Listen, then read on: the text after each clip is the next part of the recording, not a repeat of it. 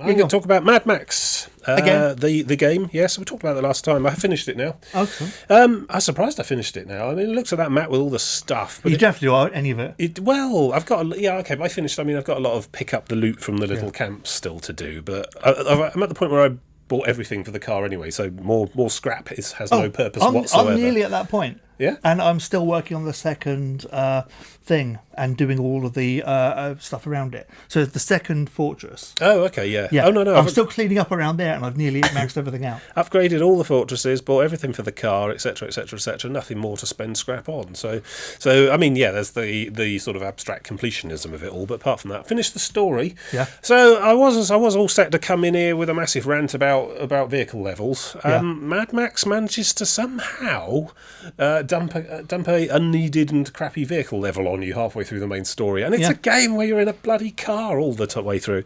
And I mean, a lot of it's my crap driving, I will be first to admit, but it was so out of context. So minor spoilers for the story. At one point you basically end up going to Gastown to face off against the Scrotus or whatever in a big death race, and that's fine. You've been doing these death runs out on the main overworld map as a sort of side activity all the way through, and those are generally quite good. You start at one place, the finish line's somewhere else. You have to go through a number of burning barrel checkpoints just to make sure you stay on a kind of route rather than just A to B it across the open world.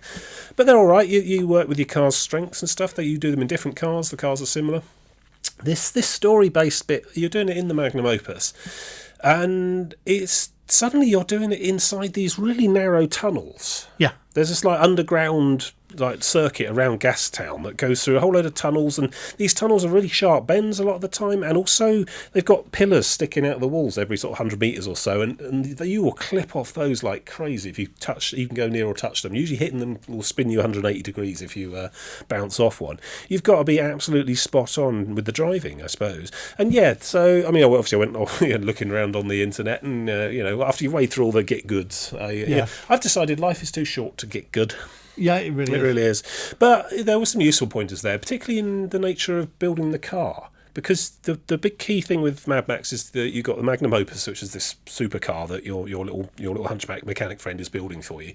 And you can swap off at any time, possibly not during the race itself, but you can swap in and out different components on the car to give it different handling characteristics. And that's almost like technical racer sort of Formula One simulator type of things. You've got different suspensions and tyres and stuff. And these Archangels that you were talking about, there's one there called Speed Demon, which makes the car very light, but makes it very fast and gives it better handling and stuff. Yeah. So, and of course, up to that point, if you'd just been doing what I'd do, which is just maximum everything all the way up with no real finesse you at all. You get really heavy with that armour. Well, you end up with a tank at the end, and that's fantastic, and that suits my style well, but it's absolutely no use at all in this race section, which is a really quite punishing, if you screw it up more than once, you've lost type race. It's a time thing. You've got 6 minutes, and you just keep going round and round to try and blow up this lead guy in the truck with your Thunderpoons. And trouble is, there's all these sort of interference little cars keep jumping in and zooming in and getting in front of you. So you have to sort of fight your way through the pack and then get to the lead car and blow them up before the time runs out and the bomb attached to your car blows up.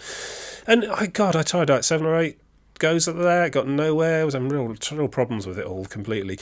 So then I went on holiday, which is why there was no show last week. I don't know what you did instead. But then came back, and I think 3 hours of driving along the A303, I got in, fired it up, had a go and aced it.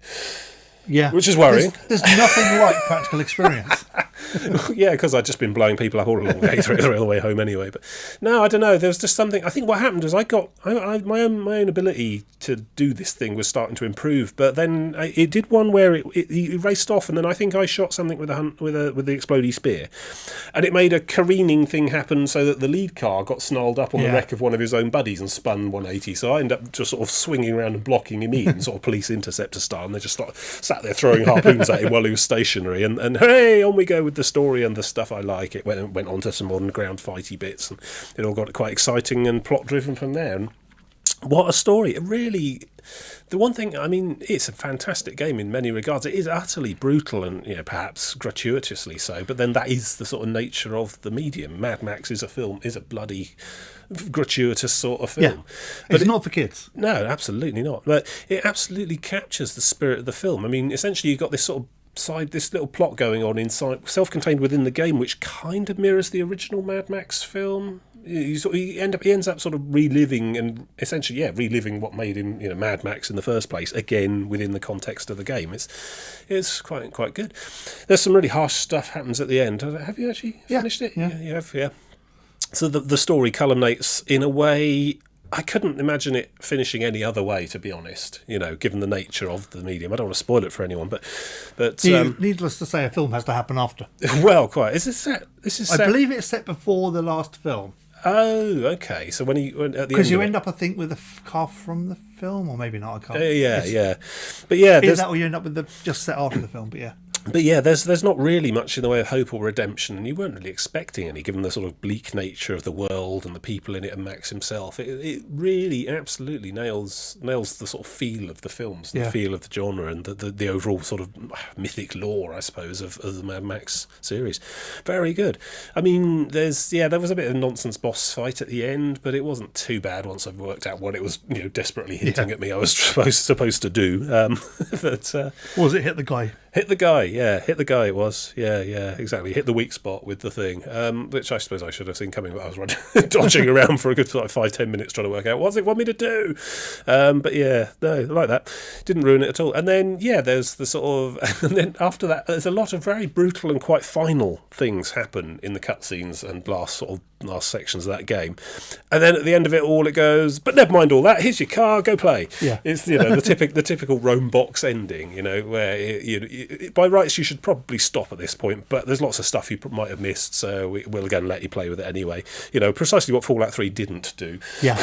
But it really robs it for me. Again, you get to the end of that and you sit back and think, wow, the credits are rolling, and my God, game credits are long. They are. So many people involved in making a AAA computer game compared to a film, But... And then you sort of sit back and then oh, there you are in the car and everything's fine again, and off you go, have a play, and you're thinking, no. I'm done, really. No. Or I can go do anything else. I got exactly the same sensation at the end of the Tomb Raider game, the 2013 Tomb Raider. You get to the end of that and you just think, wow.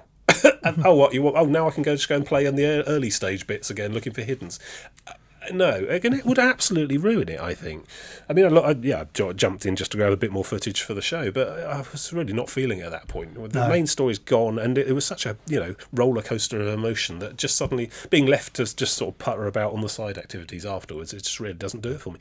I mean, I could see myself playing it again in a couple of years, a complete playthrough, but I can't. That's what I've done. Yeah, and I'm going through them. I'm making sure I get 100% along the way this time. Yeah, I suppose if achievements are a thing, then you want to fill those. I just want to, as I play, polish off all of them out. It's nice. It's a great world to be in. There is. I mean, we talked about that last time about the sort of melancholy, savage beauty of a post-apocalyptic landscape done well, and this is really done well. I mean, I was driving around trying to getting some footage earlier, and I got one of the storms came in. My God, they're impressive. Really, really interesting sort of effects as it comes boiling in on the horizon with a big wall of disturbed air, and then suddenly whoosh. It's just really well done. And then you get twatted around the back of the head by a container. The crates, yeah. Oh, okay. Well, I could seek cover. I could look for bonus loot. No. But yeah, no, absolutely worth the money. A complete self-contained, and it's odd thinking of it in those terms because it presents itself as the usual sort of Rome box with many hiddens, but I'm increasingly seeing that as quite a superficial thing. Oh, it really these is. days. I mean, Tomb Raider had a similar kind of thing. There were various clearings and mountain plateau areas you could go and roam about and parkour about and look for hiddens in, but they almost seemed like a backdrop that just had a bit of depth. And yeah, people complain if it's just an on-rails corridor story shooter where you got literally no exploration. You are just working from set piece to set piece to cutscene to cutscene. But these aren't that different, but it's the sort of, you are going to go from A to B to C to D along this plot, but it's the in between the letters, isn't it? You can go off and try and get between those points any way you like, as opposed to the original sort of story based third person shooter where it is a corridor and you work your way down with no choice.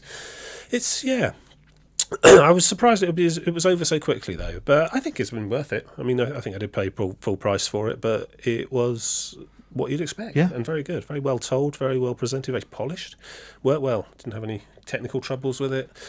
Recommend it highly. But yeah, probably it goes back in the little box, and I probably won't look at it again for another couple of years. Which But it's one you is probably not will a go bad back to. thing. Oh, absolutely, yeah. I'll queue that up at some point in the future, and I'll really enjoy another go through. Yeah. There's not much in the way of alternate choices or different playthroughs. There's no sort of good Max or bad Max playthroughs. And there's very little in the different play styles you can do. The cars weren't sufficiently different in feel from each other. For me, it did seem like it was just a straight linear, just go maximum in everything. I mean, yeah, that ends up giving you quite a heavy tank-like vehicle, but then that's what you want for most of the game, just apart from that weird, stupid racing section, in which case you can just strip it down to speed and then go for it. But yeah, so yeah, it didn't seem like that was about flexibility. That was just an incremental power thing, isn't it? Which I'll upgrade next, and eventually I have all the stuff, and the car is amazing. So yeah, good stuff. I recommend that highly.